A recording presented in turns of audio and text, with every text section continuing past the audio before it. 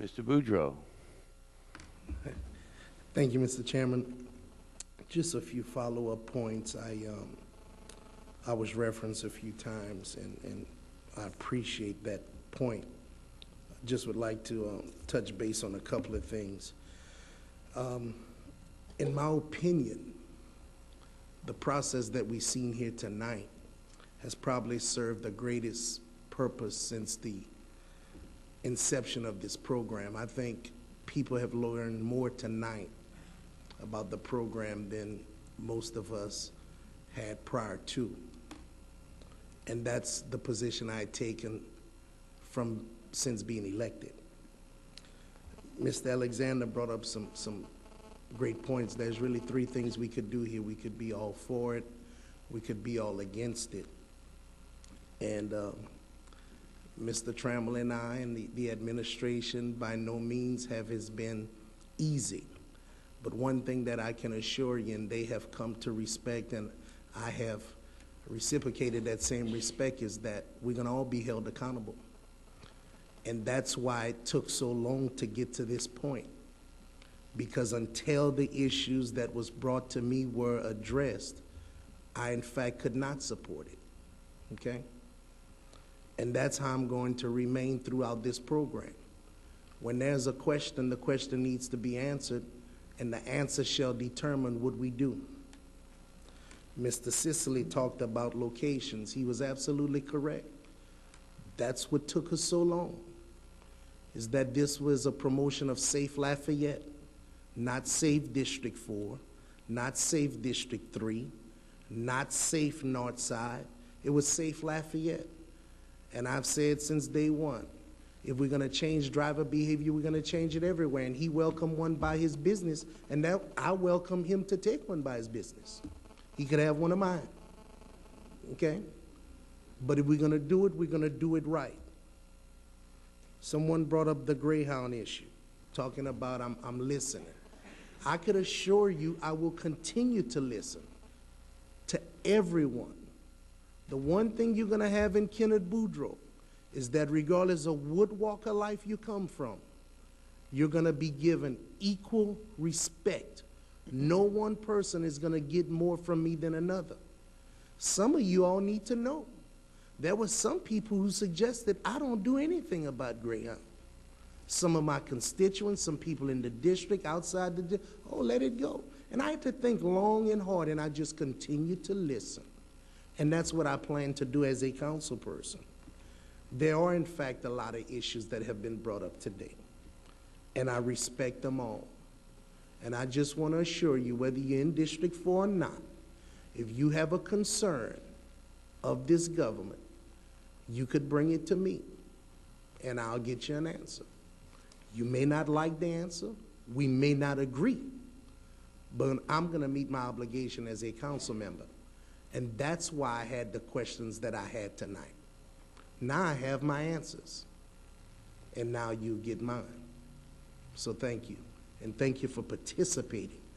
The government don't work without participation from the public. We can't do what we want. We have to listen. We're obligated to listen. So thank you for participating. Thank you, Mr. Boudreau.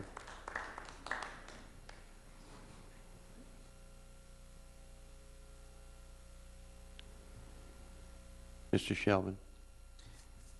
I also echo the same things that Councilman Boudreau said. First off, I just want to say that I applaud everyone that first of all stuck it out here even past 9 o'clock to discuss these particular issues. I applaud you guys for being concerned citizens, whether we all agree or whether we disagree. You are involved in the political process, and just like Mr. Boudreau said, without people, there would be no government. People is what make up the cities. Great people make great cities. Bad people make bad cities. I've heard everything that everyone has said, and I take everything into full consideration. One thing that I was charged with when I got elected was to hear the needs and concerns of first my district that I represent, and next the people of the parish, so that we can get a broad scope of the bigger picture. I've had people that have emailed me today that have called me up and said support it. I've had people that have emailed me and called me and said don't support it. There's mixed emotions. This program, albeit some might not agree, but it's a good concept, but it was bad process. It was bad public policy. It does have holes, and the holes need to be addressed. The holes need to be fixed. I do not disagree with the safety aspect of it, as I've always said, but one thing I do know, that everybody that's speeding and running red lights are not delegated to one side of town. I do know that. There are people that are speeding in different parts of town. So I would like to see what the memo is going to say. I would like to see if the recommendations that we have been given to the administration, and there have been recommendations from various council members that we've made to the administration to help fix this program so that it can do exactly what we've said it's going to do, change driver behavior, and to add safety to our parish. I'm a firm believer that we have a speed problem, not a red light running problem. We have 26,000 citations for speeding, only 600 for red light running. And like I've said, the people that are speeding, they're not going to stop speeding once they pass the intersections. So what is the problem? What is the solution? What are we going to do to fix it?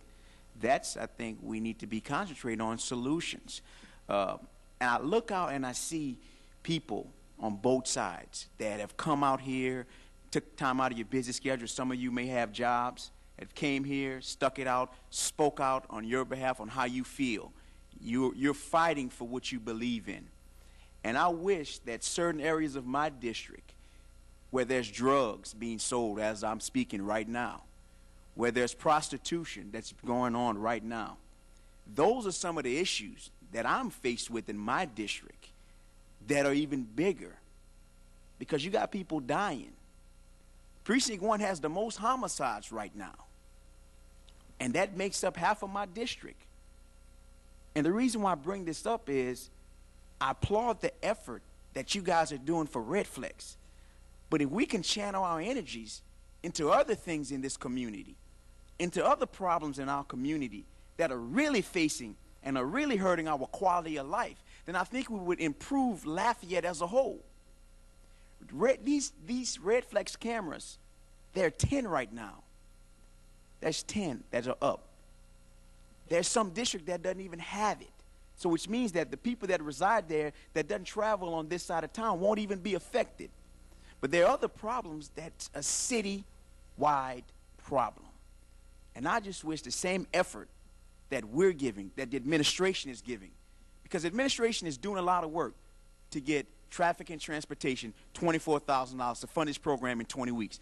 I hope that when I come with something that's affecting my community, whether it's affecting the quality of life, whether it's trying to get drugs off the street, prostitution, whatever it is, that we can exert the same type of effort that we're doing for these cameras. Those are my concerns in my district. When I go home, I see the people that live in I got an anonymous call, 3 anonymous calls last week that said that there's a particular street in my district that they know that somebody's selling drugs. Those are some of the concerns that my people have. In my district, I have some of the highest poverty rates. I have some of the highest illiteracy rates. What are we doing to address those problems? But we've been here for almost 3 hours to talk about 10 cameras and what it's going to do. But yet, there's people that are living in this city right now who can't even find where their next meal is going to be, can't afford to send their kids to school. What are we going to do about that? So I say this, that the same effort that we give, we're giving a Redflex for 10 cameras, that when it comes time to deal with more issues that affect everybody, that we give the same effort. Thank you. Thank you, Mr. Shelvin.